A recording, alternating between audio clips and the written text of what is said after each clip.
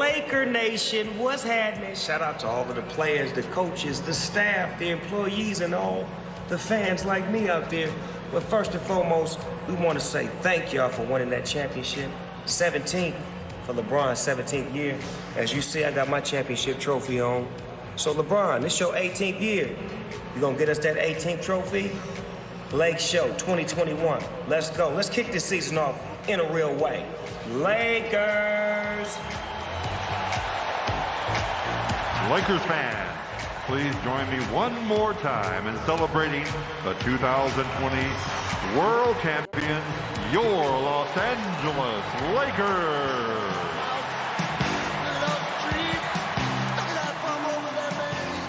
Shaq, Kenny, you've been there with full arenas, people going crazy. In that moment, I would be hard to, unless you've experienced it, hard to describe. They did the best they could at Staples tonight. I think the family it was a nice touch, and seeing those videos. But on those nights when it's full and they're roaring, what is that like, Shaq? That's nice for everybody. Like Snoop said, the people that are handing out peanuts and sodas, the trainers, the assistant coaches, especially family. And, you know, for guys like me and Kenny, we worked hard to get there, and, you know, to finally get there and just, you know, say we have a championship ring. It's great. And the respect you get in the city.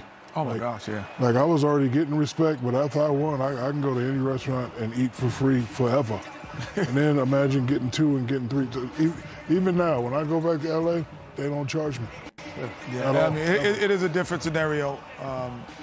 The appreciation of no one makes it alone, that Shaq just said. We all know that not only just the fans, but they're very close people to us that helped us get there. For me, I don't even own my championship rings. I gave my first to my brother.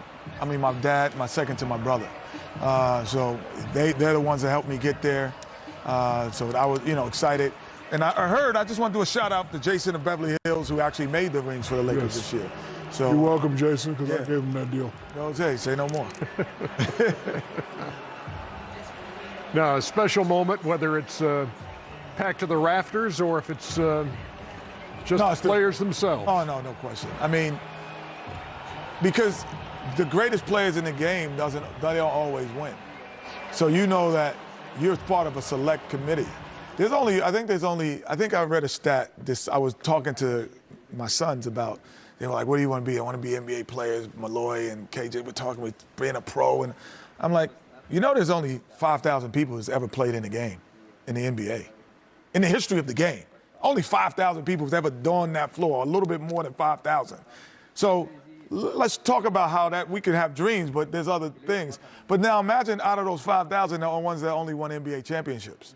So there's a lot of great players. Obviously, we're sitting with one, but, you know, we're going to joke with you later about it. But right now, we're serious about, like, there's a lot of great players that don't win. So you're in such a small fraternity of people. You have a great appreciation on a night like this. But, Kenny, if you're great and you don't win, are you really great? Just think about that. See, there's jokes. I thought you said it was going to be later. I didn't think it was going to be immediately after. Wow, Just think about it. Hey, that was much later. Damn.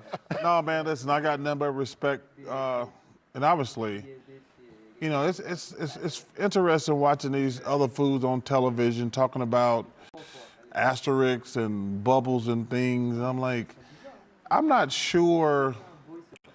It was easier. I'm not saying it was, I think it was harder, too. No, but I'm just saying what this world, what this world has been through the last, you said it's been almost a year.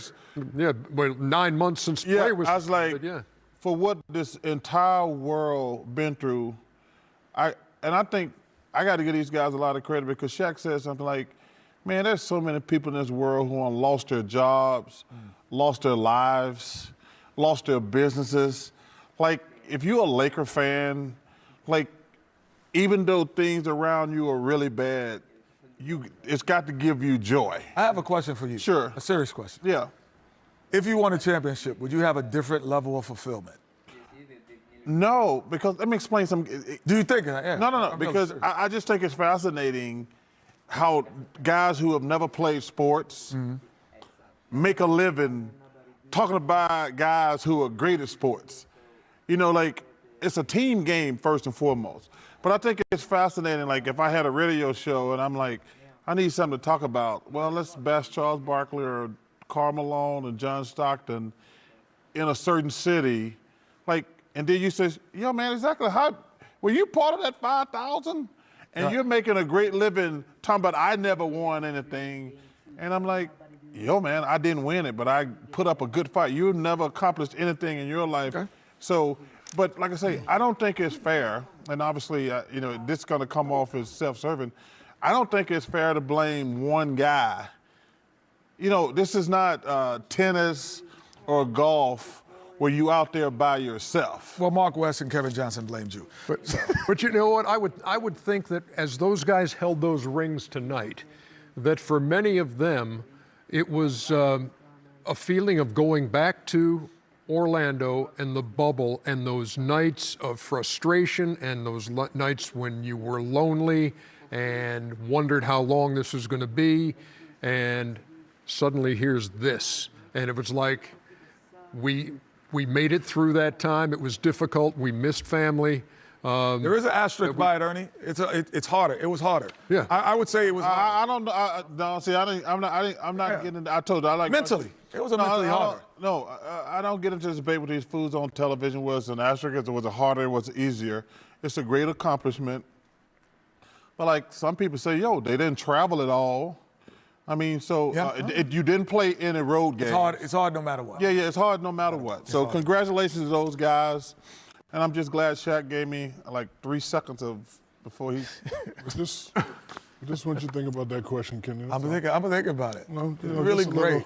Just a little brain teaser before we go to break. Don't you have to have a brain to tease some people? We will take a short break, and the Clippers. Oh, we're back. Clippers and Lakers are coming up, and that'll be game 2 of our double dip. Kenny. And then we'll take you to Staples for game time. I might not have a brain, but I got 4 rings. What they said of Wizard of Oz? If I only had a ring? Yeah. If I only had a ring. Hey, my phone is ringing. Hey. Here we go! Where else can you get this type of drama? Where else does history hang from the rafters? Where else is your own city home to your biggest rival? And 30 feet is still in range. Where else can a city this loud be this slept on? Where else is history still in the making? Oh my goodness! Where else?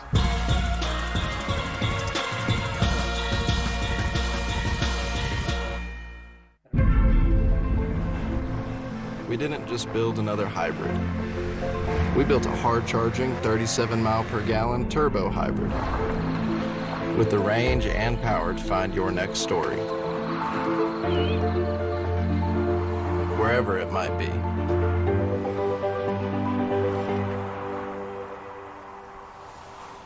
The all-new Sorento Turbo Hybrid, the world's first storytelling machine. We need to get going. Where is he with the presents? It's the same every year. He always leaves it to the last minute. Ho, ho, ho! About time. Red Bull! And us? Yes, Santa! What about us? Oh, you should be happy. From now on, you get Christmas off. Red Bull gives me wings. Must-see TV. Luka and LeBron. Two of the best going at it. Where else can one of the game's greatest battle one of the future's brightest? How about the vision? Two idols become rivals. Oh, LeBron James. Doncic pulls up. Bang! A full slate of Christmas Day games featuring Mavericks versus Lakers on ABC.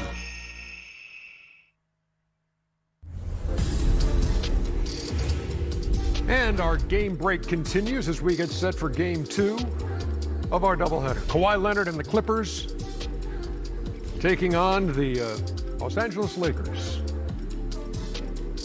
Paul George got paid this offseason. And talk bad about his coach. Don't forget to throw that his in there. former coach. Yep. Yeah, Ty Lue now in control of the Clippers, and going to be running some triangle there at the urging of Kawhi Leonard. How do you compare this Clipper team, Shaq, to the one that blew the 3-1 lead last year? Well, I don't know that because we haven't seen them play. But look, it's going to be up to their 1-2 punch. Both of them didn't really play up to par, especially Paul George, even though he got the extension, and we expect him to be a little bit better. Ever since he emerged in Indiana going against LeBron and D-Wade, that's the Paul George we expect to see. Really didn't, play that well. And of course, he threw shots at his coach and did all that. But at some point, you have to, take it, upon your own and say, what, I got to do this. I must do this if we want to win. How do you see this Clipper team, Kenny? Which last year, a lot of folks said, hey, this team could go all the way. I was surprised that they were so fragile last year.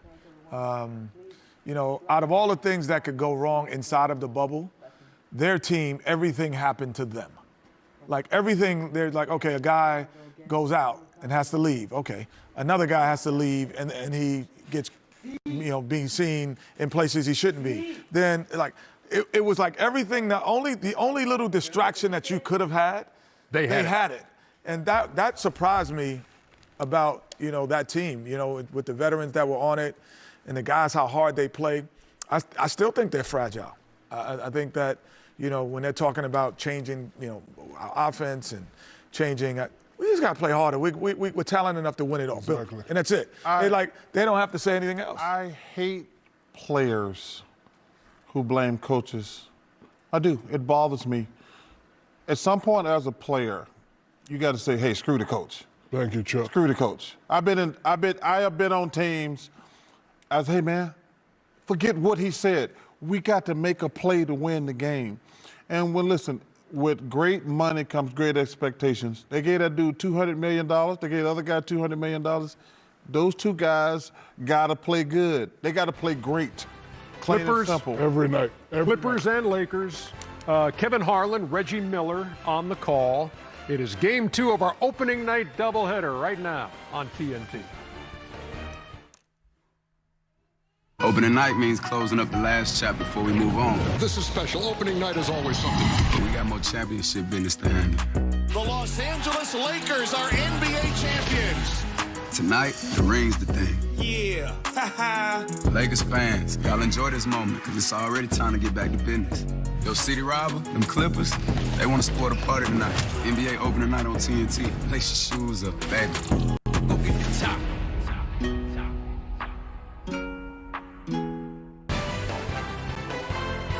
It's game 2 on the first night of a new season in the NBA.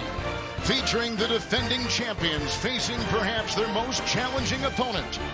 Welcome everyone to Los Angeles for the NBA on TNT opening night, part of Kia Tip-Off 2020. Tonight it's the LA Clippers and the 17-time champion Los Angeles Lakers. Good evening, everyone. Welcome to another season of the NBA on TNT with the Hall of Famer Reggie Miller, Kevin Harlan. Reggie, there's a slew of big headlines all over the NBA to watch as we start a new year.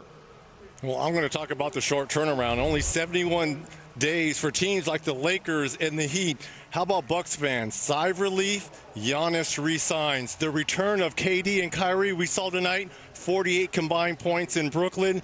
And the saga in Houston, James Harden, can they find a suitor? A lot of stories to cover, including 2 very important ones in the City of Angels. A lot of themes for both the Lakers and the Clippers going into a new year.